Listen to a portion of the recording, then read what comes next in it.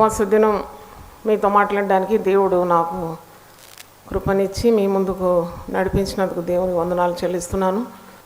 ఈ ఉపవాస ప్రార్థన ద్వారా చాలా కార్యాలు జరుగుతుంది. గొప్ప దైవజనులు, గొప్ప సేవకులు, డబ్బు మీద ఆశ లేనివారు, నశించే ఆత్మల గురించి శ్రద్ధ గలవారు మన భారతదేశానికి కావాలి కదా. అట్టి దైవజనులను లేవనెత్తుమని మనం ప్రార్థన చేయాలి.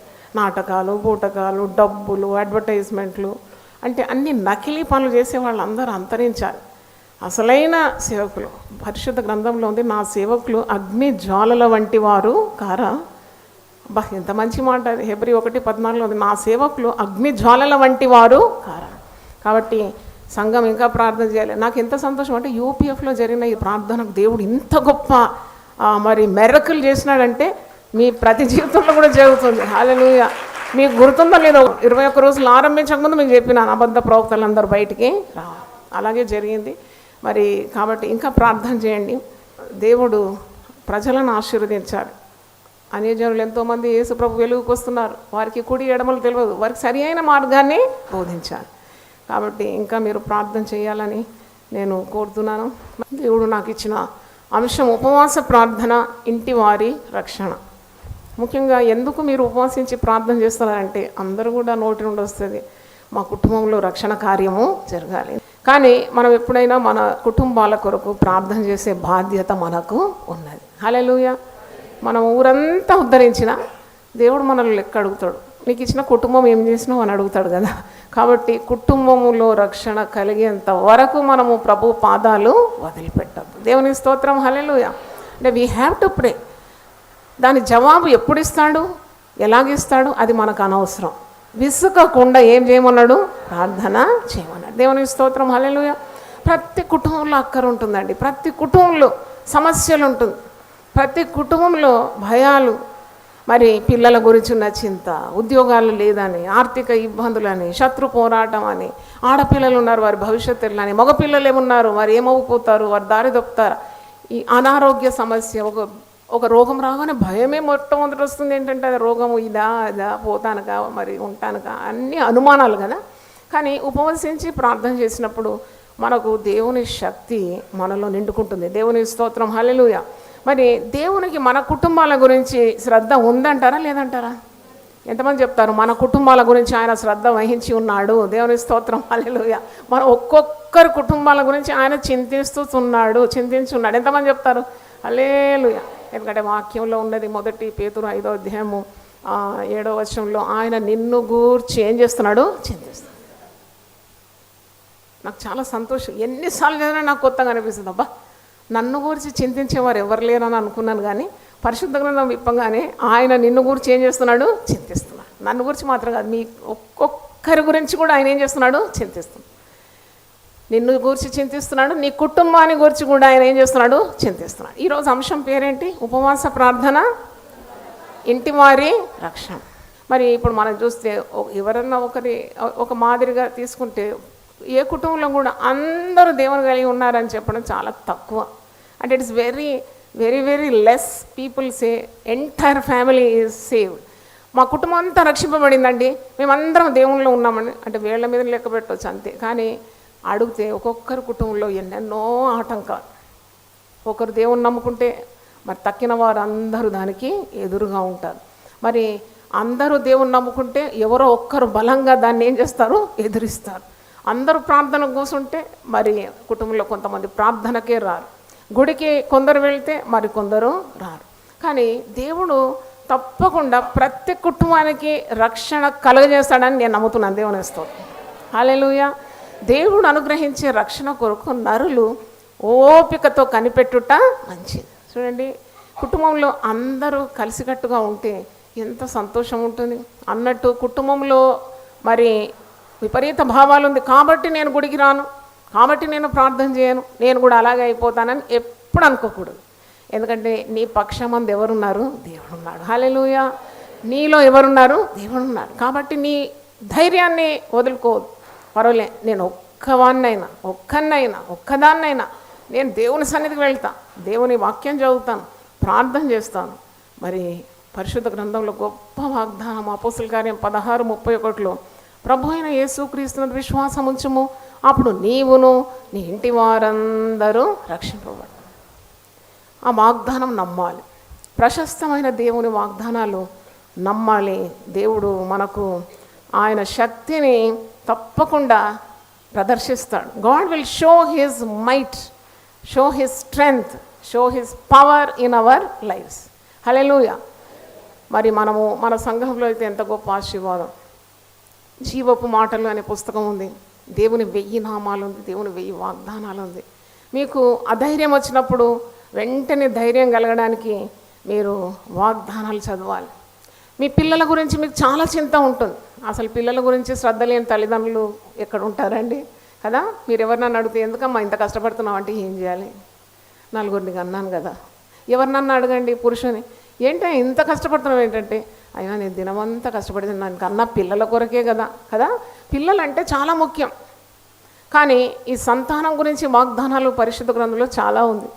పిల్లల గురించి వాగ్దానాలు ఉంది. ఈ జీవపు మాటలు అనే పుస్తకంలో మరి 40 ఆశీర్వాదాలు పిల్లల కొరకు మరి నీవు ఎత్తిపట్టి ప్రార్థన చేయడానికి 40 ఆశీర్వాదాలు దేవుడు తన దాసురాలని నాకు ఇచ్చినాడు. అది ప్రింట్ చేసినాను. మళ్ళీ 40 ప్రార్థనలు కూడా యాడ్ చేసినాం.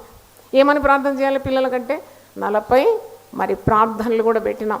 కాబట్టి నేనేమంటున్నానంటే మీరు తప్పకుండా మీ బిడ్డల కొరకు ప్రార్థన చేసినప్పుడు ఈ చిన్న పుస్తకంలో ఉన్న వాగ్దానాలు ఎత్తిపట్టి ప్రార్థన చేయాలి. దేవునికి జ్ఞాపకం చేయాలంట. పరిశుద్ధ గ్రంథంలో యెహోవా జ్ఞాపకకర్త అంటే you remind God of his promises. ఆయన వాగ్దానాలు తప్పకుండా మన జీవితంలో నెరవేరుతుంది. అంటే దేవుడు ప్రతి కుటుంబం గురించి ఆలోచిస్తున్నాడు. కొన్నిసార్లు మనం అనుకుంటాం ఇన్ని ప్రార్థనలు చేస్తే ఏం మార్పు రాలేదని.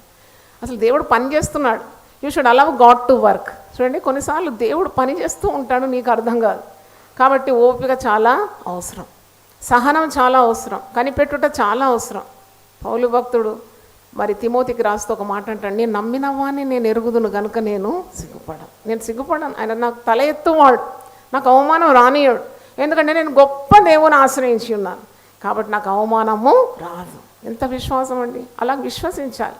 ప్రార్థనకు ఉపవాసానికి విశ్వాసం కూడా జోడించాలి. ప్రార్థన, విశ్వాసము, ఉపవాసం 3 పేటల త్రాడనమాట. అది ఎప్పుడు తెగదది. ఎందుకంటే నీవు తప్పకుండా జవాబు చూస్తావు. ఈ కుటుంబం అనేది అది దేవుడు పెట్టిన వ్యవస్థ. Family is God's design. దేవుడు అలాగ నియమించినాడు కుటుంబం గురించి మనం కొన్నిసార్లు ఇబ్బందులు, ఇరుకులు, పోరాటాలు, అనుమానాలు, సందేహాలు, మరి క్లిష్ట పరిస్థితులు ఎదుర్కొన్నప్పుడు కూడా సాతానుతో నీవు చెప్పాలి, don't you Satan you have no right to touch my family. నా కుటుంబాన్ని ముట్టడానికి నీకే అధికారము లేదు. నా పిల్లలను ముట్టడానికి నీకే అధికారము లేదు. నా భర్త లేక భార్యను ముట్టడానికి నీకే అధికారము లేదు. ఎందుకంటే family is God's design on this earth. అంటే కుటుంబం అనేది దేవుడు పెట్టిన వ్యవస్థ. అది మనం అంత అలకగా తీసుకోకూడదు. పరిశుద్ధ గ్రంథంలో కుటుంబాల గురించి ఎంతో అద్భుతంగా రాసింది పాత కృత నిబంధనలో. యేసుప్రభు కొండ మీద ప్రసంగంలో మత్తయి సువార్త 7వ అధ్యాయం చివరి పేరాలో అంటాడు, నా మాటలు మీరు వినాలి, నా మాటలు వింటే మీ పునాది ఎక్కడ ఉంటుంది అన్నాడు, బండ మీద ఉంటుంది. దేవుని స్తోత్రం, హల్లెలూయా. బండ మీద కట్టబడిన గృహములాగే ఉంటుంది. మరి అక్కడ ఒక మాట అన్నాడు కదా, మరి గాలి వస్తుంది, వాన వస్తుంది, వరద వస్తుంది, తుఫాన్లు వస్తుంది. మేము చాలా దేవుని నమ్ముకొని చాలా ఉపవాస ప్రార్థనలు చేస్తున్నాం కాబట్టి మాకు ఏ సమస్య రాదని చెప్పడానికి వీళ్ళది. ఈ లోకంలో మీకు ఏం కలుగుతుంది అన్నాడు, శ్రమ కలుగు. అందరికీ వస్తుంది శ్రమ. వాళ్ళు ఏదో పాపం చేసినందుకు శ్రమ వచ్చింది, వీడేదో తప్పు చేసిన శ్రమ వచ్చింది అని మనం అనకూడదు. ఎందుకంటే ఈ లోకంలో తప్పకుండా శ్రమ వస్తుంది, కానీ ఆ ఇల్లు పడదంట. చూడండి, తుఫాన్ రాగానే చాలా ఇళ్ళు కూలిపోతాయి కదా. మరి ఈ మధ్యలో ఎన్నో హరికేన్స్ అమెరికా దేశంలో వచ్చింది.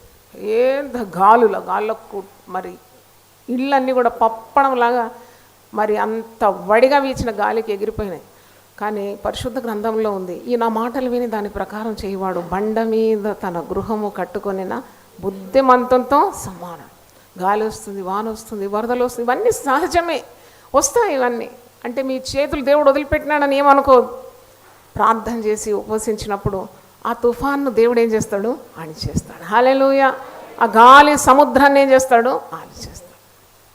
మీకు విడుదల ఇస్తాడు. కాబట్టి always hope in God, always trust in God. ఎలాగ నమ్ముకోవాలి? టోటల్ టోటల్గా నమ్ముకోవాలి. ఇంకా నీ బుద్ధి కానీ నీ ఆలోచనలు దానిలో మిళితము చేయకూడదు. మానవులం కాబట్టి చాలాసార్లు బలహీనం అయిపోతాం, అనుమానాలు వస్తాయి. అసలు దేవుడు ప్రార్థన వింటుండా, ఏమైంది నా ప్రార్థన, అలాంటివన్నీ కూడా సాతాను ప్రేరితమైంది కాబట్టి వెంటనే సాతాను బంధించి సంపూర్ణమైన విశ్వాసంతో మనం ముందుకు సాగాలి. ఎవ్వరు నశించడం, మన కుటుంబాల్లో ఎవ్వరు కూడా నశించడం దేవుని చిత్తము కాదు. యేసుప్రభు అంటాడు, ఈ చిన్నవారిలో ఒక్కడు నశించడం కూడా నా చిత్తము కాదు. ఎవరు నశించదు. ఒకవేళ నీ భర్త నిన్ను బాగా బాధ పెట్టినా, లేక నీ భార్య నిన్ను బాధ పెట్టినా, వారిని మనం తిట్టిపోసి లేక శాపవచనాలు పలికి అలాగూ మరి పలకకూడదు. ఎందుకంటే వారు కూడా దేవుని రూపంలో సృజింపబడిన వారు. వారి ఇంటికి నీ ఇంటికి దేవుడు వారిని అనుగ్రహించినాడు, నిన్ను ఒక కుటుంబంగా కలుగజేసినాడు. కాబట్టి ప్రార్థన చేసి తిరిగి ఆ సహనం లేక ఆ ప్రేమను పొందుకోవాలి దేవుని దగ్గర. అప్పుడే మన ప్రార్థనలకు జవాబు దేవుడు అనుగ్రహిస్తాడు.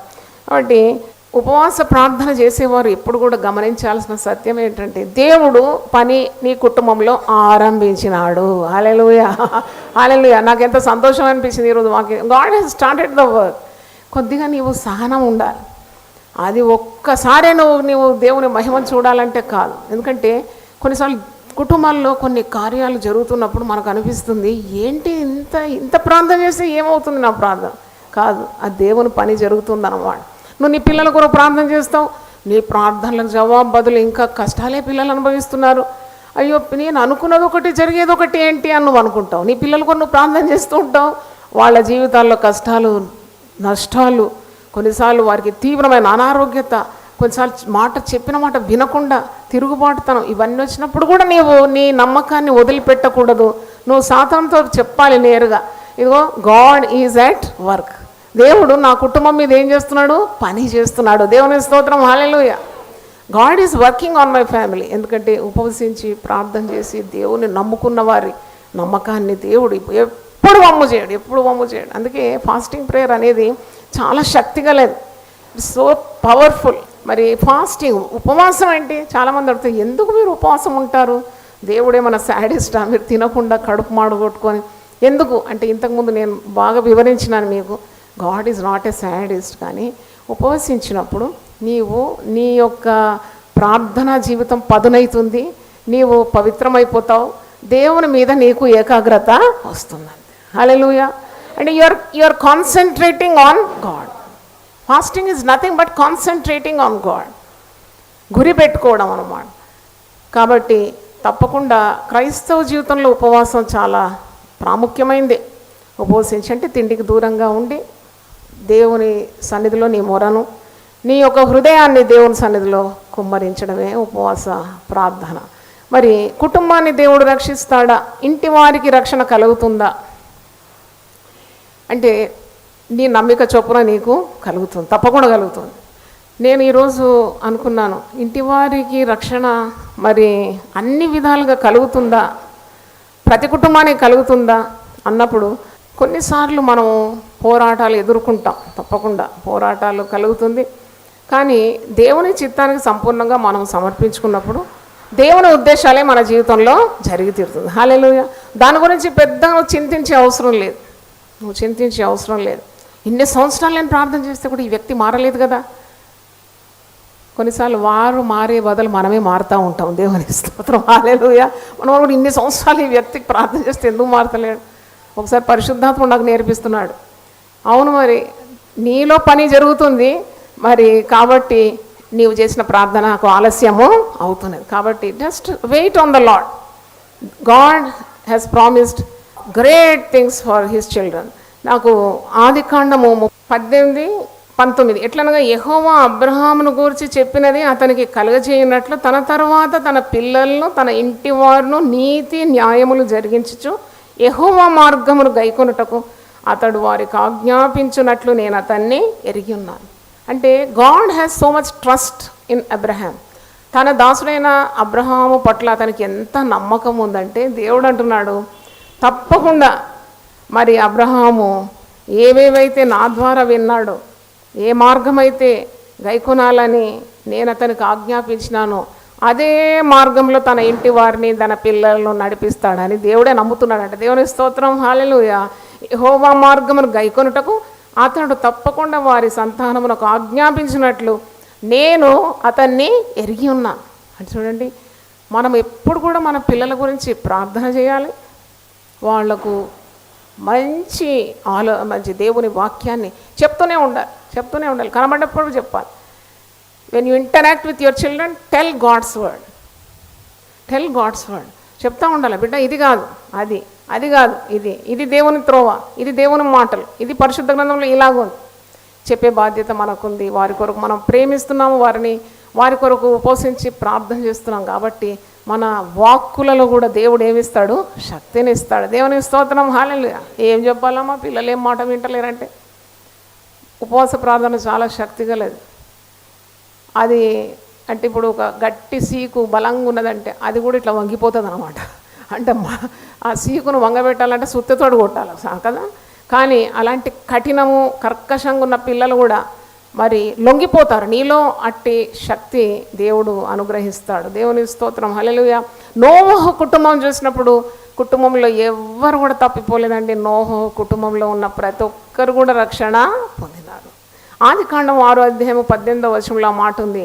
దేవుడు ప్రణాళిక చూడండి, వారిలో ఎవరూ నశించలేదు. గొప్ప జలప్రణయంలో మరి ప్రజలంతా కొట్టుకొని పోయినారు, కానీ దేవుడు అన్యాయస్తుడు కాడు.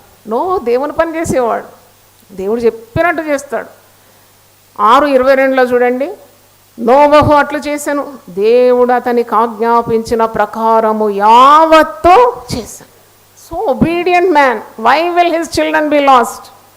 When you obey God's word, why will your children be lost? చూడండి, దేవుడు ఎట్ట చెప్పినా అట్టనే చేసినాడు నోవహు. దేవుడు సెలవిచ్చిన మాటకు విధేయత చూపినాడు. దేవుడు ఆజ్ఞాపించిన ప్రకారము యావత్తు చేసినాడు. దేవుడు అతన్ని ఆశీర్వదించకుండా ఉంటాడు. 18 చూడండి, అయితే నీతో నా నిబంధన స్థిరపరచుదును, నీవును నీతో కూడా నీ కుమారులను నీ భార్యయు నీ కోడండ్రును ఆ ఓడలో ప్రవేశింపవలేను. దేవుడు అన్యాయస్తుడా? కానే కాదు. నోవహు మరి దేవుడు చెప్పినట్టు విన్నాడు. వింటే మరి దేవుడు నోవహును మర్చిపోతాడా? దేవుడు చెప్పినట్టు నోవహే విన్నాడు కాబట్టి నువ్వు మాత్రము రక్షణ ఓడలో ఎక్కుమనలేదు. నిన్ను బట్టి నీ భార్యను, నీ యొక్క 3 కుమారులు మాత్రం కాదు, కోడళ్ళను కూడా రక్షణ ఓడలో దేవుడు మరి వారికి సెలవిచ్చినాడు. దేవునికి స్తోత్రం, హల్లెలూయా. అంటే గాడ్ ఈజ్ నాట్ అన్జస్ట్. కొన్నిసార్లు అంటారు, మరి నేను చెప్పినాను కదా, నేను సేవ ఆరంభించినప్పుడు చాలామంది చెప్పినారు, స్త్రీలు సేవ చేస్తే కుటుంబం పాడైపోతుంది, పిల్లలు పాడైపోతారని. నేను నమ్మలే ఆ మాట. కొన్నిసార్లు ఇలాంటి మాటలు నమ్మొద్దు, మీరు షట్టర్ వేసేయాలి. ఎందుకంటే దేవుడు ఎప్పుడు కూడా తన బిడ్డల భవిష్యత్తును లేక తను సేవ చేసే వారిని మర్చిపోవడం, ఎప్పుడు అలాంటి అన్యాయము చేయడం. కాబట్టి నేను ప్రార్థన చేసిన నమ్మినా. మొన్న కూడా ఎవరో పెద్దవారు మా ఇంటికి వచ్చి చెప్తున్నారు, దేవుడు మీ కుటుంబాలను మీ పిల్లల్ని ఎంత సెటిల్ చేసినాడమ్మా, ఎంత అద్భుతంగా వారికి ఉద్యోగాలు, చదువు, వారికి వివాహాలు, వారి పిల్లలు అన్నీ అనుగ్రహించినాడు కదా మీకు. మరి దాని వెనుక నేను చాలా మరి ప్రార్థన చేసినాను, సేవ చేసినాను. దేవుడు సకాలంలో అన్ని కార్యాలు చేసినాడు. దేవుని స్తోత్రం, హల్లెలూయా. అయితే మరి దేవుడు అలా చేయకుండా ఉంటాడా? నాకు చేస్తే మీకు చేయడా? అందరికి చేస్తాడు. నమ్మిన వారి ఎడల ఈ సూచక క్రియలు జరుగుతుంది. హల్లెలూయా. నువ్వు నమ్మితే నీకు కూడా జరుగుతుంది. మరి ఇక్కడ నోవహు కుటుంబం అంతా రక్షింపబడ్డది. అందుకే నేను ఏం చెప్తున్నానంటే, డోంట్ లూజ్ యువర్ హోప్. నీ ఆశ వదులుకోవద్దు, దేని మీద వదులుకోవద్దు. ఎందుకంటే దేవుడు అంత గొప్ప దేవుడు. నీ మొరను వింటూ ఉంటాడు. అందుకే తనకు మొరపెట్టు వారికి, నిజంగా మొరపెట్టు వారికి ఎట్లుంటాడంట? సమీపంగా ఉంటాడు. నీ మొర వింటాడు, నీ ప్రార్థన వింటాడు, నువ్వు చేసే ఉపవాసం వింటాడు, చూస్తూ ఉన్నాడు. లోతు గురించి ఆలోచించినప్పుడు కూడా, లోతు ఒక నీతిమంతుడు కదా, నీతిమంతుడైన లోతు అని పరిశుద్ధ గ్రంథంలో ఉంది. ఆదికాండం 19 మీరు చూసినప్పుడు 15 సొదొమ గొమొర అగ్ని గంధకముల చేత నశింపజేస్తున్నాడు దేవుడు. కానీ మరి నీతిమంతుడైన లోతును మాత్రమే రక్షించలేదు. మీరు 15 చూడండి, ఆదికాండం 19:15. తెల్లవారినప్పుడు ఆ దూతలు లోతును త్వరపెట్టి, లెమ్ము, ఈ ఊరి దోష శిక్షలో నశించిపోకుండా నీ భార్యను, ఇక్కడనున్న నీ 2 కుమార్తెలను తీసుకొని రమ్మ. ఆయన చూస్తే అసలు ఈ లోతు భార్య చాలా లోకాశ, శరీరాశ, నేత్రాశ, జీవపు డంబం అన్నీ ఉన్నాయి దాంట్లో. ఆమెను అసలు వదిలిపెట్టాల్సింది దేవుడు. కానీ దేవుడు చూడండి ఆ లోతును బట్టి ఆ లోతు భార్య, ఆమె లోకాశ గల స్త్రీ అయిన, దేవునితో పెద్ద బంధం లేదు ఆమెకు, అయినా ఆమె చేతులు కూడా పట్టుకొని దూతలు, 2 కుమార్తెలు ఉన్నారు, ఆ కుమార్తెల చేతులు కూడా పట్టుకొని నాశనం నుండి వెలికి తీసినారు. దేవునికి స్తోత్రం, హల్లెలూయా. కాబట్టి నీ ఇంటి వారి గురించి ఉన్న శ్రద్ధ లేక చింత నీవు ప్రభువు మీద భారం మోపాలి. నీ భారం ఎవరి మీద వేయాలి? దేవుని మీద. దేవుడు తప్పకుండా నీ యొక్క ప్రార్థనకు జవాబిస్తాడు. నీవు ఉపవసించాలి, ప్రార్థన చేయాలి, ఆశను వదులుకోకూడదు. ఇంకా నేను చూసినప్పుడు అపోస్తుల కార్యం 10వ అధ్యాయంలో మరొక కుటుంబం ఉంది, కొర్నేలి కుటుంబం. ఈ కొర్నేలి మంచి నీతిమంతుడు, పాపం ఎప్పుడు ప్రార్థనలు చేస్తూ ఉంటాడు. అసలు నిజమైన దేవుడు ఎవరో తెలియదు ఆయనకు, కానీ ప్రార్థన చేస్తాడు, ఉపవాసం చేస్తాడు, ధర్మకార్యాలు కూడా చేస్తున్నాడు. ప్రభు ఎవరో ఆయనకు తెలియదు, అన్యుడు. ఆయన ఇటలీ పటాలం అనబడిన పటాలంలో శతాధిపతి అయిన కొర్నేలు అను భక్తిపరుడు ఒకడు కైసరిలో ఉండే భక్తిపరుడే, కానీ నిజ మార్గం ఏమీ తెలియదు. అతడు తన ఇంటి వారందరితో కూడా దేవుని యందు భయభక్తులు గలవాడై ఉండి ప్రజలకు బహుధర్మము చేయొచ్చు, ఎల్లప్పుడూ దేవునికి ప్రార్థన చేయవాడు. ఎప్పుడు ప్రార్థన చేస్తాడు, మరి ఏ దేవుడో తెలియదు, కానీ దేవునికైతే ప్రార్థన చేస్తాడు, ధర్మకార్యాలు చేస్తాడు, ఉపవాసాలు చేస్తాడు. కానీ దేవుని 4వ వచనం చూడండి, ఒక దూత దిగి వచ్చి కొర్నేలికి దర్శనమందు కనబడుతుంది. అతడు దూత వైపు తేరి చూచి భయపడి, ప్రభువా ఏమని అడిగాను. అందుకు ఆ దూత, నీ ప్రార్థనలు నీ ధర్మకార్యములను దేవుని సన్నిధికి జ్ఞాపకార్థముగా చేరింది. హల్లెలూయా. దేవుడు మర్చిపోయాడు మా ప్రార్థనలు. మేము ఇంత మేలు చేసినాం, ఇంత పేదవారికి బీదవారికి అన్నం పెట్టినాం, ఆదుకున్నాం, డబ్బిచ్చినాం, ఎటుపోయినాయి మా ధర్మకార్యాలు? ఎటుపో. దాన ధర్మం అంట చెడని పదార్థం అంటారు. దాన ధర్మం చెడిపోదు, ప్రార్థన చెడిపోదు, నువ్వు చేసే ఉపవాసాలు చెడని పదార్థం అన్నమాట. చూడండి, కొర్నేలితో అంటున్నాడు దూత, నువ్వు చేసే దాన ధర్మాలు, నువ్వు చేసే ఉపవాసాలు, నువ్వు చేసే ప్రార్థనలు ఇవన్నీ కూడా ఎలాగుందట? దేవుని సన్నిధిలో అది జ్ఞాపకార్థముగా. అపోస్తలుల కార్యం 10:11 చదివితే అద్భుతమే జరిగింది. అద్భుతం ఏంటంటే, పేతురు ఒక దర్శనం చూస్తున్నాడు. అదొక దుప్పటి, ఆ దుప్పట్లో సకల జలచరాలు, ప్రాకు పురుగులు, ఆకాశ పక్షులు, ప్రతి విధమైన చతుష్పాద జంతువులతో ఉన్నంటే అన్యజనులకు పోయి సువార్త అందించమని దేవుని ఆదేశం పొందుకొని పేతురు కొర్నేలి ఇంటికి నడిపింపబడి మరి అక్కడ సువార్త చెప్పినాడు. ఆ ఇంటి వారందరూ కూడా నమ్మినారు, ప్రభువునందు బాప్తీసం తీసుకున్నారు, పరిశుద్ధాత్మతో నింపబడినారు. హల్లెలూయా. ఇంటి వారందరూ ఉన్నది మీరు 10వ అధ్యాయం చేసినప్పుడు. ఇంకా నేను అనుకుంటాను వారి బంధువులు కూడా, చుట్టుముట్టున్న వాళ్ళు కూడా మరి వారి మీద సహితము పరిశుద్ధాత్మ కుమ్మరింపబడిందని 46వ వచనంలో ఉంది చూడండి. పేతురుతో కూడా వచ్చిన విశ్వాసులందరూ పరిశుద్ధాత్మ వరము అన్యజనుల మీద సైతము కుమ్మరింపబడ్డ చూచి విభ్రాంతి అంత అన్నమాట. Such a great work done by God. అంటే చూడండి, కొన్నిసార్లు మనం ఇట్లా ప్రార్థన చేస్తూనే ఉండాలి. దేవా, నీ బిడ్డల కొరకు ప్రార్థన చేసినప్పుడు, దేవా మరి ఒకవేళ దూరం ఉంటారు నీ పిల్లలు, వాళ్ళకి ఎవరు సువార్త చెప్తారు, వాళ్ళు ఎట్లా మారుతారు అంటే, పరిశుద్ధ గ్రంథంలో ఒక మంచి మాట, నీ పిల్లలందరికీ నేను ఉపదేశము చేస్తాను. యెహోవా చేత ఉపదేశింపబడతారు వారు. ఎందుకంటే వారికి ఎక్కడెక్కడ తగులుకుంటారు ఎవరైనా దేవుని జనులు, భక్తులు, మంచి సత్య సువార్త, అక్కడ వారు వింటారు, వారు మనసు మారిపోతుంది, ప్రభు కార్యము చేస్తాడు. అది ఎందుకు అలా కార్యం జరిగిందంటే, నువ్వు ఇక్కడ ఏం చేస్తున్నావు? ఉపవసించి ప్రార్థన. హల్లెలూయా. అందుకే అంటాడు, రక్షింపనేరక ఉండనట్లు నా హస్తమేమి కురచగా, నా హస్తమేమి తక్కువ ఉందా? దేశాలు ప్రపంచ యావత్తు దేవుని హస్తము వెళ్ళిపోతుంది. This arm is so big enough to save your children. అందుకని నీ పిల్లలు నేనే రక్షిస్తాను, నీకు పుట్టిన వారిని నేను ఆశీర్వదిస్తాను, నీ సంతతి మీద నా ఆత్మను కుమ్మరిస్తాను, నీ సరిహద్దుల్లో నేను సమాధానము ఇస్తాను, మంచి గోధుమలతో నిన్ను తృప్తిపరుస్తాను, నిశ్చయంగా నేను నిన్ను ఆశీర్వదిస్తాను. హల్లెలూయా. కాబట్టి don't lose hope in God. ఎన్ని సంవత్సరాలైనా, ఎంత మట్టుకైనా కీప్ ఆన్ ప్రేయింగ్. ఒక భక్తుడు ఏమంటాడంటే, ఉదయం నువ్వు లేచినప్పుడు నీవు ఈరోజు తప్పకుండా దేవుడు నా జీవితంలో ఒక అద్భుతం చేస్తాడని ఆశతో కనిపెట్టాలట. ఆశతో కనిపెట్టి ఎవ్రీడే ఎక్స్పెక్ట్ మేరకు ఎంతసేపు దేవుడు కార్యం చేయడానికి. కొందరు అంటారు, మా భర్త బండ లాంటి వాడండి, కొండ లాంటి వాడు. ఏ బండ, ఏ కొండ? ఆయన సర్వ సృష్టికి ఆది సంభూతుడు. ఆయన పర్వతాలను కూడా త్రాసులో తేలజేస్తాడు. మోషేతో అంటాడు, ఆ బండతో మాట్లాడు, ఆ బండ ఏమిస్తుంది? నీళ్ళని ఇస్తుంది. హల్లెలూయా. ఆదికాండం 18లో మనం చదివిన వాక్యానికి ముందు ఒక మాట ఉంది, యెహోవా నాకు అసాధ్యమైనది ఏదైనా ఉన్నదా? Is there anything too hard for me? మనము మన చిన్న మెదడుతో గొప్ప దేవుని కొలవడానికి ప్రయత్నిస్తూ ఉంటాం. అంటే just like taking a tea cup and going and standing at the shore of the sea. సముద్రము ఆ యొక్క బీచ్లో నిలబడి, సముద్రం దగ్గర నిలబడి ఒక చిన్న టీ కప్ తీసుకొని సముద్రం అంతా నేను ఈ టీ కప్తో కొలిసేస్తానంటే అవుతుందా? దేవుని గొప్పతనం ముందు నీ ఆలోచన ఎక్కడ? ఈ భయాలు ఎటువంటిది? ఈ అనుమానాలు ఏపాటి? అందుకే అంటాడు, నీవు ఎడతెగక ఆయన యందు ఏం చేయాలి? నమ్మకం ఉంచాలి. హల్లెలూయా. జనులారా, మీరు మీ హృదయాన్ని దేవుని సన్నిధిలో కుమ్మరించాలి, ఎడతెగక ఆయన యందు నమ్మకము ఉంచాలి. ఉపవాస ప్రార్థన ఇంటివారి రక్షణ. 62వ కీర్తన ఒకసారి చూడండి, 8వ వచనం. జనులారా, ఎల్లప్పుడూ ఆయన యందు నమ్మిక ఉంచండి. At all times you trust God. అంతే. At all times you have to have faith in God. దేవుడు తప్పకుండా కార్యం చేస్తాడని ఒక గొప్ప విశ్వాసం. అందుకే మరి ఆశగల ప్రాణాన్ని ఏం చేస్తాడంటే ఆయన తృప్తిపరుస్తాడు. ఆయన బాగు చేస్తాడు తప్పకుండా నీ కుటుంబాన్ని. ఏమి నిరాశపడకూడదు, ఏమి నిరాశపడకూడదు. Have faith in God.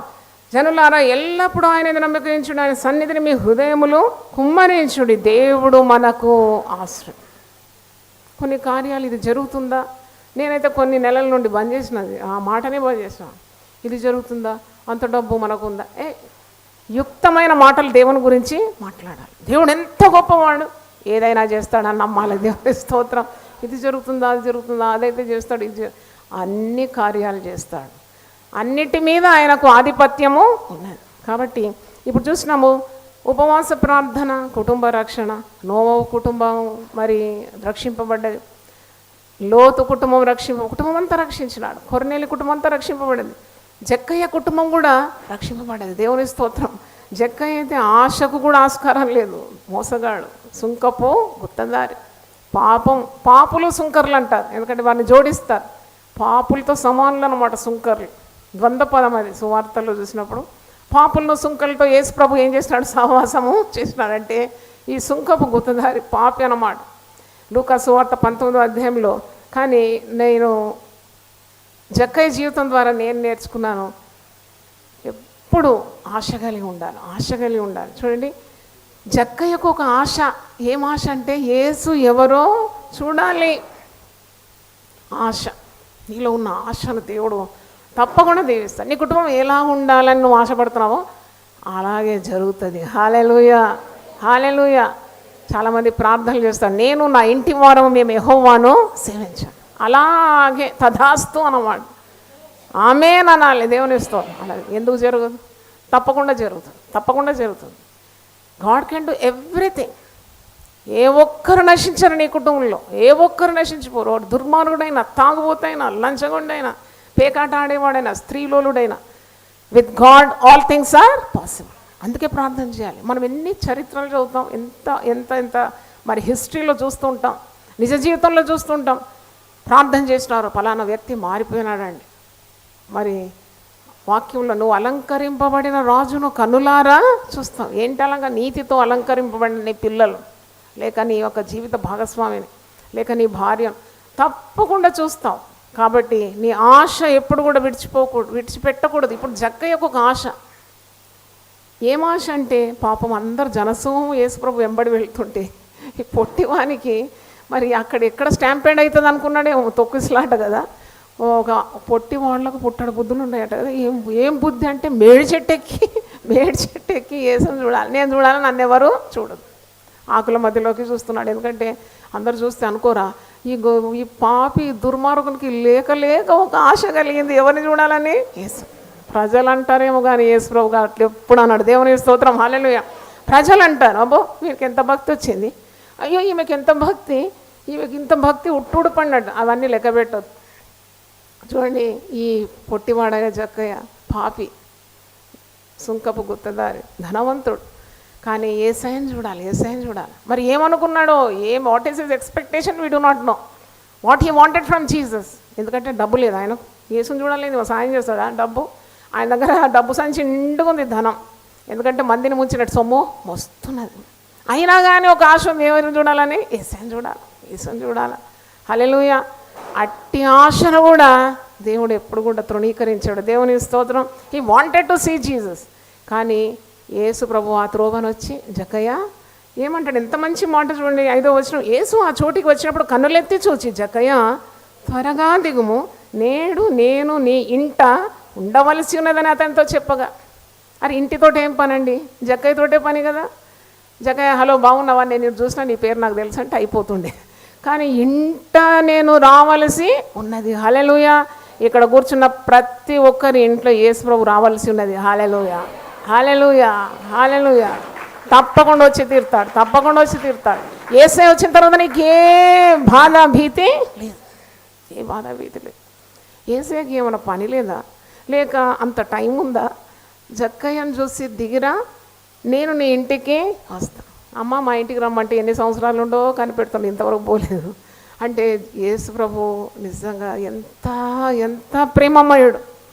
ఆయనకి ఏం సమయం ఉంటుంది? 3.5 సంవత్సరాల్లో ఆయన పరిచర్య. మరి లోకంలో ఉన్న పుస్తకాలన్నీ కూడా నింపితే కూడా పట్టమంట. మరి అంత సమయం లేకున్నా కానీ సమయం తీసుకొని ఒక ఆశగల ప్రాణాన్ని ఏం చేస్తున్నాడు? తృప్తిపరచు. హల్లెలూయా. ఇంటికి వెళ్ళినాడు. ఇంటికి వెళ్ళి ఒక మాట అంటాడు, 9వ వచనం. యేసు అంటున్నాడు, ఇతడును అబ్రహాము కుమారుడే, ఎందుకనగా నేడు ఈ ఇంటికి రక్షణ వచ్చింది. ఇతడు కూడా అబ్రహాం కుమారుడే. అంటే అబ్రహాంకు దేవుడు కొన్ని ప్రశస్తమైన వాగ్దానాలు ఇచ్చినాడు కదా.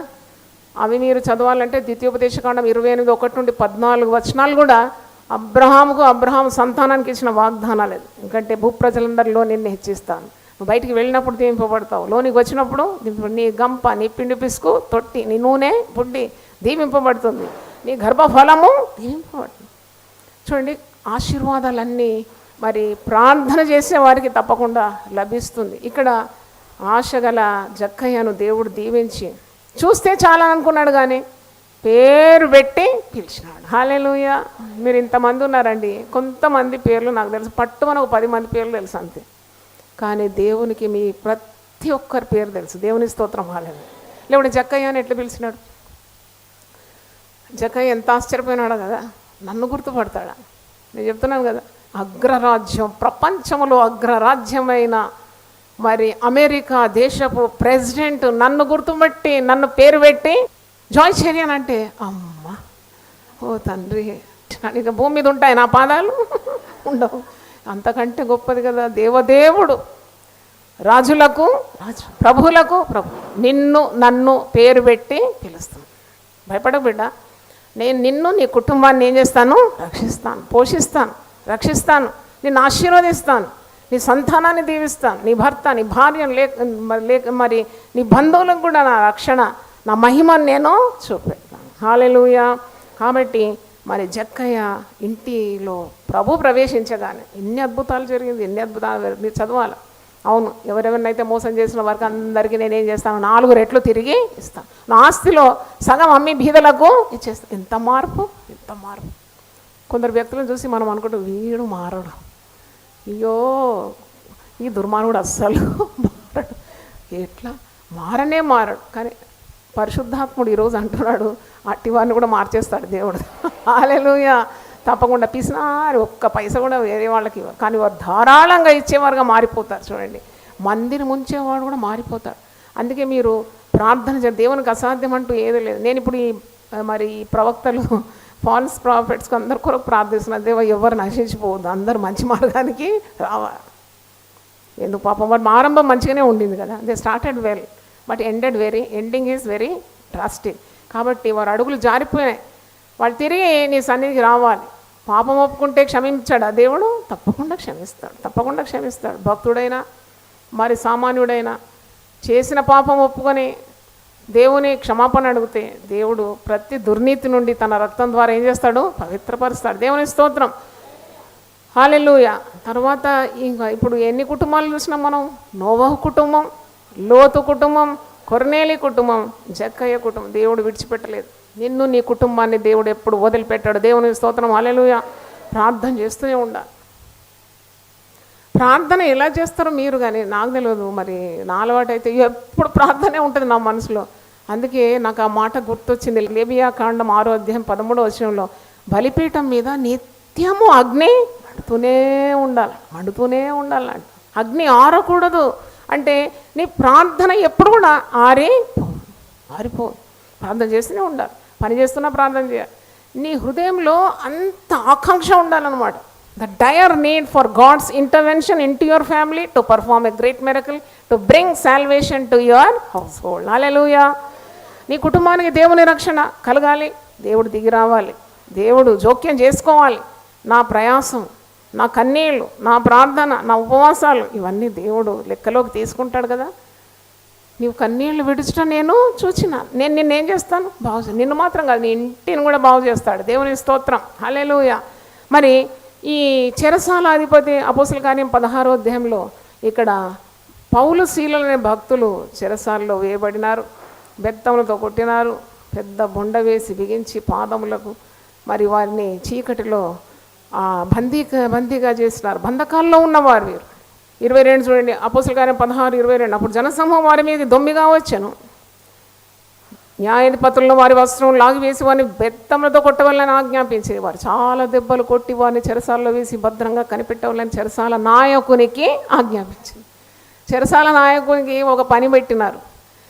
ఇక్కడ న్యాయాధిపతులు మరొకడున్న అధికారులందరూ కూడా చెరసాల అధికారికి ఏమని పని పెట్టినారంటే, నువ్వు భద్రంగా వీళ్లను కనిపెట్టు. చెరసాల నాయకునికి ఇట్టి ఆజ్ఞ జారీ చేసినారు. అతడు అట్టి ఆజ్ఞను పొంది 24వ వచనం, వారిని లోపల చెరసాలలోనికి త్రోసి వారి కాళ్లకు బొండ వేసి బిగించాను. అయితే మధ్యరాత్రి వేళ పౌలును శీలయు దేవునికి ప్రార్థించుచు కీర్తనలు పాడుచండి. ప్రార్థన అనేది ఇట్స్ నెవర్ ఏ వేస్ట్. ఎప్పుడు కూడా ప్రార్థన అనేది వ్యర్థము కాదు. చూడండి, వారు ఆహారం తిన్నారు, మంచి భోజనం చేసినారు, సుఖంగా నిద్రపోతున్నట్లేదు. ఇది కూడా ఫాస్టింగ్ ప్రేయర్. వారు ఎవరు కూడా అన్నం పెట్టినారని దెబ్బలు కొట్టినారు, కానీ అన్నం పెట్టినారు ఎవరన్నా? వారు దినమంతా పరిచర్య చేసి ఎంతో అలసిపోయినారు. పూతోను దయ్యం పెట్టిన ఒక యవనస్త్రాలను సోద చెప్పి ఆత్మగల యవనస్త్రాలను బాగు చేసినారు. వారు చేసిన మంచి పనికి ఇంత కీడు అనుభవిస్తున్నారు. ఆకలి బాగా అవుతుంది అనుకుంటా, నాకు అనిపిస్తుంది. నాకు తెలుసు, సేవ చేసే వాళ్ళ సంగతి నాకు తెలుసు. ఎందుకంటే చాలా పరిచర్యలు ఎంత అలసిపోతాం. ఎవరు అడగరు తిన్నావా అని, అందరు తిని కూర్చుంటారు. నేను ఫంక్షన్స్లో మనకి ఎప్పుడన్నా యూపీఎఫ్ ఫంక్షన్స్లో అక్కడ ప్రార్థన చేస్తూ ఉంటే వీళ్ళు లైన్ కట్టి ప్రార్థన చేయించుకొని తినేసి మళ్ళీ ఇంకో జట్టు వస్తారు తిన్నవాళ్ళు. అరే అమ్మ తిన్నదా అని ఎవరు అడగరు. ఇక సాయంకాలం అయిపోతుంది, అయినా కానీ వాళ్ళకి ఏం పట్టు ఉండదు. చూడండి, అలాగే సేవ అంటే సిలువ, అందుకే సిలువ ఏమో అంటారు కదా. మరి ఇక్కడ చూడండి, సేవకులను తిన్నావా అని ఎవరు అడగలేదు. పైగా దెబ్బలు కొట్టి వాళ్ళను బంధించి, అయినా వారు ఏం చేస్తున్నారంటే సంతోషిస్తున్నారు. దేవుని స్తోత్రం. మధ్యరాత్రి వాళ్ళు సనగడం లేదు, శాపనార్థాలు పెట్టడం లేదు. మమ్మల్ని ఎవరెవరైతే కొట్టినారో వాళ్ళందరూ మటాష్ కావాలని ఏం ప్రార్థన చేయడం లేదు. వాళ్ళు ఏం చేస్తున్నారంటే మధ్యరాత్రి మరి ఇద్దరు కలిసి దేవునికి ప్రార్థన చేస్తూ కీర్తనలు పాడుచు. ఖైదీలు వింటారు. ఏదో ఒకటి జరుగుతుంది. There is some side effect for whatever you do. నువ్వు ప్రార్థన చేసిన ఒక సైడ్ ఎఫెక్ట్ ఉంటుంది, నువ్వు ఉపవాసం ఉంచి ఒక సైడ్ ఎఫెక్ట్ ఉంటుంది, నువ్వు వాక్యం బాగా చదువుతుంటే కూడా ఒక సైడ్ ప్రోడక్ట్ తయారవుతుంటుంది. చూడండి, వీళ్ళందరూ ప్రార్థన, ఇద్దరు కలిసి ప్రార్థన చేస్తున్నారు, ఉపవాసంలో ఉన్నారు, మరి సంతోషంగా దేవునికి స్తుతి చెల్లిస్తున్నారు. ప్రార్థిస్తున్నప్పుడు ఖైదీలు వింటున్నారు. అది జరిగిందన్నమాట. అప్పుడు మహా భూకంపము కలిగింది. అకస్మాత్తుగా చెరసాల పునాదులు అదిరింది. వెంటనే తలుపులన్నీ తెరుచుకొని అందరి బంధకములు ఊడాయి. అందరి బంధకాలు ఊడింది. ఈ మహా అద్భుతం చూసి చెరసాల నాయకుడు వచ్చి, అయ్యో చెరసాల తలుపులన్నీ తెరిచి ఉంది, ఖైదీలన్నీ పారిపోతారేమో, కత్తి దూసి తన్ను తానే ఆత్మహత్య చేసుకుందాం అనుకోండి, సూసైడ్ చేసుకుందాం అనుకోండి. ఎందుకంటే ఆయనే కదా రెస్పాన్సిబుల్, చెరసాల నాయకుడు కదా. అన్ని తలుపులన్నీ తెరుచుకొని మరి ఖైదీలందరూ పరారైపోతే ఈయన ఉద్యోగం ఏమైపోతుంది? ఊడిపోవడం మాత్రం కాకుండా కూడా శిక్ష ఉంటుంది. అంతమంది ఖైదీలు కాపాడే బాధ్యత అతన్ని. అందరు పారిపోతే ఇతనికి శిక్ష ఉంటుంది. అయితే ఆయన భయపడుతున్నాడు. అప్పుడు పౌలు అంటాడు, నువ్వేమి హాని చేసుకోకు, నువ్వేం చావకు, నువ్వు ఆత్మహత్య చేసి కత్తి దూసుకున్నాడు, కత్తి చేసి దూసుకోపోతున్నాడు, చావడానికి సిద్ధం. అప్పుడు పౌలు అంటున్నాడు, నువ్వేమి హాని చేసుకోకు, మేమందరం ఇక్కడనే ఉన్నామని బిగ్గరగా చెప్పాను. మరి అతడు దీపం తెమ్మని చెప్పి లోపలికి వచ్చి వణుకుచూ పౌలు శీలకు సాగిలపడి వాడిని వెలుపలకు తీసుకొని వచ్చి అప్పుడు చెరసాల నాయకుడు అంటున్నాడు, అయ్యలారా రక్షణ పొందుటకు నేనేమీ చేయవలనను. అంటే ఇది ఒక అసాధ్యమైన కార్యమే కదా. ఈ భక్తులను బంధించి చెరసాలలో వేసి ఇబ్బందులు పెట్టిన, కొట్టి అంత చేసిన ఆ చెరసాల నాయకుని మనసు ఇంత తొందరలో చక్కగా మారిపోయి ఇప్పుడు ఏమడుగుతున్నాడు? రక్షణ పొందుటకు నేనేమీ మేమేమి చేయాలి రక్షణ పొందుటకు? అప్పుడు జవాబిస్తున్నాడు పౌలు భక్తుడు 31వ వచనం, ప్రభు అయిన యేసునందు విశ్వాసం ఉంచుము, అప్పుడు నీవును నీ ఇంటి వారందరూ రక్షణ పొందుదరని చెప్పి, దాని తర్వాత మీరు కిందికి చూసినప్పుడు ఆ కొట్టి చేసి బంధించిన అతనే మరి ఆ గడియలోనే అతడు వారిని తీసుకొని వచ్చి వారి గాయములు కడిగి వెంటనే అతడును అతని ఇంటి వారందరూ బాప్తిసము పొందిరి. వాక్యం విన్నారు, మనసు మారింది. అతను మాత్రం కాదు, ఆ చెరసాల నాయకుని ఇంటి వారందరూ కూడా వాక్యానికి స్పందించి బాప్తిసం పొందినారు. మరియు అతడు వారిని ఇంటికి తోడుకొని వచ్చి భోజనం పెట్టి దేవుని యందు విశ్వాసం ఉంచువాడై తన ఇంటి వారందరితో కూడా ఆనందించెను. హల్లెలూయా. అంటే ఎంత అద్భుతం ఇది, ఎంత అద్భుతం. కాబట్టి ఈరోజు మనము ఒక 5 కుటుంబాలు తీసుకున్నాం. నోవహు కుటుంబాన్ని దేవుడు వదిలిపెట్టలేదు. ఆ నోవహు మరి దేవుడు ఆజ్ఞాపించిన యావత్తు చేసినాడు. He obeyed God. God did not leave his family. ఆ రక్షణ ఓడలో నోవహు, తన భార్య, 3 కుమారులు, కోడళ్ళు కూడా ప్రవేశం పొందుకున్నారు. లోతు నీతిమంతుడు. ఆ నీతిమంతుడైన లోతును బట్టి భార్య మరి 2 పిల్లలు కూడా అగ్ని గంధకముల నుండి వారు విడిపింపబడినారు అని మనం చూస్తున్నాం. కొర్నేలి జీవితంలో కూడా ప్రార్థన, ధర్మకార్యాలు, ఉపవాసం ఉండి దేవుని సన్నిధిలో ప్రార్థిస్తున్నాడు. నిజం దేవుడు ఎవరో తెలియకుండానే అన్యుడు శతాధిపతి ప్రార్థిస్తున్నాడు, కానీ దేవుడు ఆ ప్రార్థనలు విన్నాడు. ఆయన చేసిన ప్రార్థనలన్నీ ఆయన సన్నిధిలో ధూపార్తిగా నిలబడుతుంది, జ్ఞాపకార్థంగా ఉందంట. పేతురు అనే అపోస్తులని తన ఇంటికి పంపినాడు. ప్రార్థన చేయాలి. భక్తులు మీ ఇంటికి రావాలంటే కూడా ప్రార్థన చేయాలి. దేవుడు ఆజ్ఞాపిస్తే వాళ్ళు ఏపాటి వాళ్ళు, ఊపిరి వంటి వాళ్ళు మీ ఇంటికి వస్తారు తప్పకుండా. మరి ఈయన ప్రార్థన దేవుడు విని పేతురును ఇంటికి పంపి సువార్త వినిపించి ఆ ఇంటి వారందరూ కూడా రక్షణ పొందినారు. వాక్యం విన్నారు, రక్షణ పొందినారు, మారు మనసు పొంది మరి బాప్తిసం తీసుకొని మరి పరిశుద్ధాత్మ అనే వరాన్ని పొందుకున్నారు. తర్వాత మనం చూసినాము జక్కయ్య గురించి. జక్కయ్య పాపి, ధనవంతుడే, కానీ మందిని ముంచేవాడు, లంచగొండి. అయినా యేసు ప్రభు కనికరం పొందుకున్నాడు. ఆశ అన్నమాట. నేను యేసయ్యను చూడాలి, చాలా విన్నాడు. యేసు ప్రభు చాలా గొప్ప వ్యక్తి, గొప్ప ప్రవక్త, ఇలా ముట్టగానే బాగవుతారు, కుష్ఠరోగులు బాగైనారు, చచ్చిన వారు లేచినారు. ఇవన్నీ విని తప్పకుండా నేను యేసయ్యను చూడాలని మరి చూడాలనుకున్నాడు. కానీ యేసయ్యనే వారి గృహానికి వచ్చేసినాడు. నేడు ఈ ఇంటికి రక్షణ వచ్చింది. హల్లెలూయా. అదే చెరసాల నాయకుని ఇంటికి కూడా రక్షణ కలిగిందని మనం చూస్తున్నాం. మరి చెరసాల నాయకుడు భక్తులను బంధించినాడు, బొండ వేసి బిగించినాడు, పాదాలు ఇబ్బంది పెట్టినాడు. కానీ వారు ఆహారము నీళ్లు లేకుండా కూడా ఇబ్బందుల్లో కూడా పాటలు పాడి ప్రార్థన చేసినారు. మరి ఖైదీలందరూ విన్నారు. ఎంత శక్తి ప్రార్థనలో! అకస్మాత్తుగా భూకంపమే కలిగిందట. మరి చెరసాల్లో ఉన్న ఖైదీల సంఖ్యలన్నీ కూడా ఓడిపోయింది, తలుపులన్నీ తెరుచుకున్నారు. చెరసాల అధిపతి మారు మనసు, వారి ఇంటి వారు కూడా దేవుని వాక్యాన్ని విని మరి వారు రక్షణ పొందినారు. ఇంటి వారందరూ బాప్తిసం, ఇంటి వారందరూ పరిశుద్ధాత్మ, ఇంటి వారందరూ కూడా ఈ భక్తులతో కూడా ఏం చేసినారట? ఆనందించినారని వాక్యంలో ఉంది. దేవుని స్తోత్రం, హల్లెలూయా.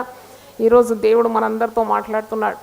నువ్వు దేవుని సన్నిధిలో నీ యొక్క మొరను మరి విన్నపాన్ని దేవుని సన్నిధిలో పెట్టి నువ్వు ప్రార్థన చేసినప్పుడు దేవుడు ఏ కార్యమైనా నీ పట్ల చేయగలడు. పిల్లల పట్ల, నీకు అనుగ్రహించిన భర్త లేక భార్య పట్ల, నీ బంధువుల పట్ల. బంధువుల రక్షణ ఎలాగో, ఇంటివారి రక్షణ కాదు, బంధువులకు కూడా రక్షణ ప్రవహిస్తుంది. నీ గిన్నె నిండి ఏమవుతుంది? పొంగి పొర్లిపోతుంది. హల్లెలూయా. కాబట్టి ప్రార్థన చేసుకుందాం. హల్లెలూయా. నీ నమ్మిన వాడు తన నేత్రములను నా మీదనే నిలిపి, నీ నమ్మిన వాడు తన నేత్రములను నా మీదనే నిలిపి, నిరీక్షణతోను కాచెలెటి వరకు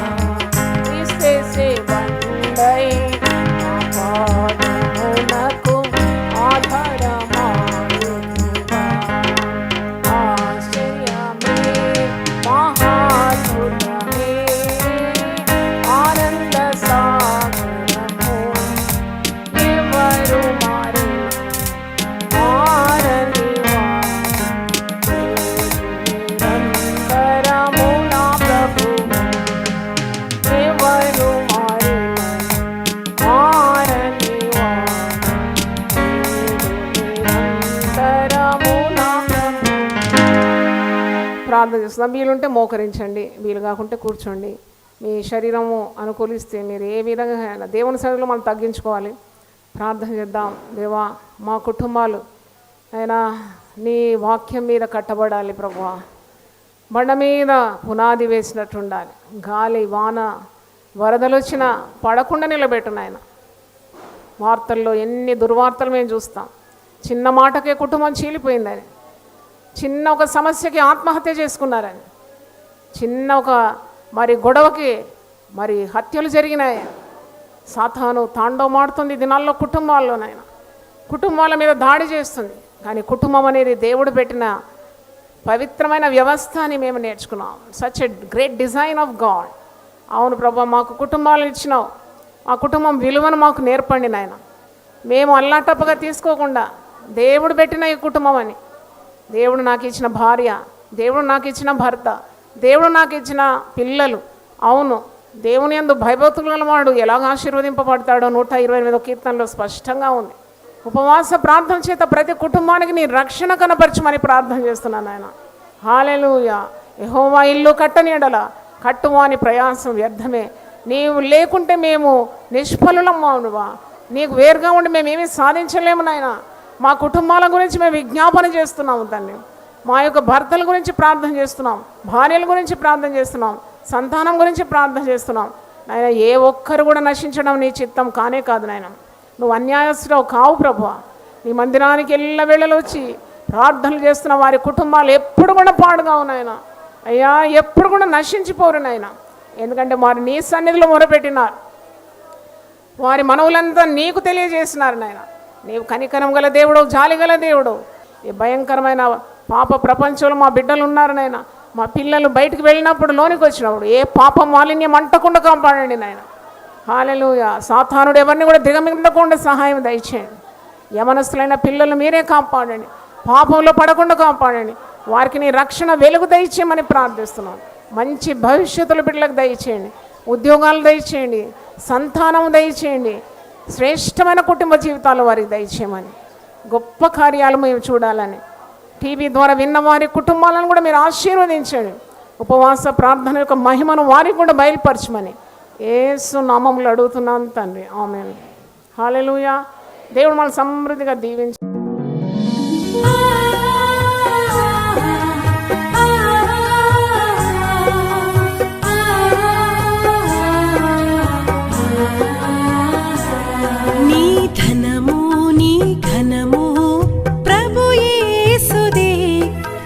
దశమా భాగమునీయ వెనుదీతువా.